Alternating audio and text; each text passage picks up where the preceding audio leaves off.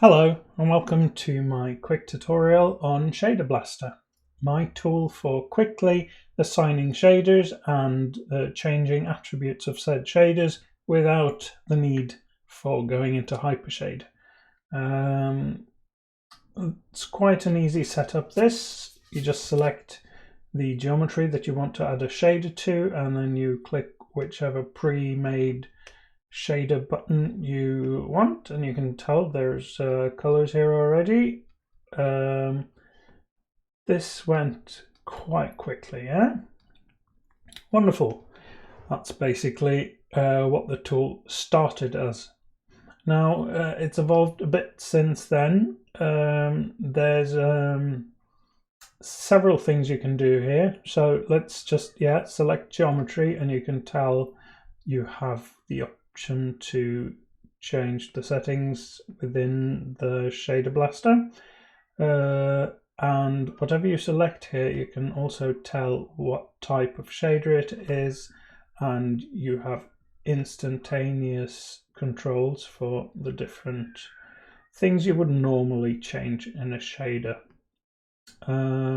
Obviously, if you need more things than this, they're still in the attribute editor. You can go in here, but I just find real estate is nice, and this is still somewhat quicker. Yeah, so that's creating the shaders. You can also obviously still select something, and let's just make a new shader, call it skin for the sake of it.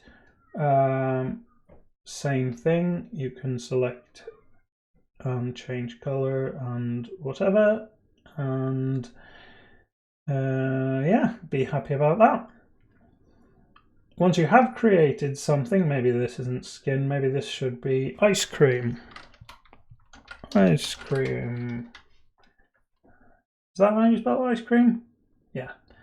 And then you can rename it, and now it's ice cream. You can see that the list is alphabetical, so that's nice compared to Hypershade. And you can add some suffixes. So people I usually work for, like MSHD, and there we go, there's the suffix. Now that I've created a suffix, I can still rename this to be boot, whatever, and it will respect the suffix. So that's quite nice. You can also do these on several at once. You can also mass rename, but then you'll meet naming issues where, yeah, you get, instead of boot 1 and boot 2 and boot 3, yeah. So there's never mind that. You can update shader groups if you have been creating shaders through Hypershade. The shader groups aren't necessarily always up to date, but this will take the name of the shader and add SG for shader group at the end of it, just for cleanliness. If you import anything into your Maya scene, let's just go here.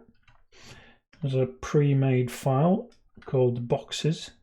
You can tell it's got it's got namespaces, which, let's see, let's refresh this list, which also come into the shaders. So if you remove namespaces, you now have no namespaces on the shaders. You do still have them on the actual objects, so you're going to have to go Windows, General Editors, Namespace Editor, and select that and delete that still, but this is for the shaders. Yeah, and then there's let's add wood to everything. Let's apply this shader to everything, and now I can press remove unused nodes, and there we go. these still have boot, this still has timber, this still has wood.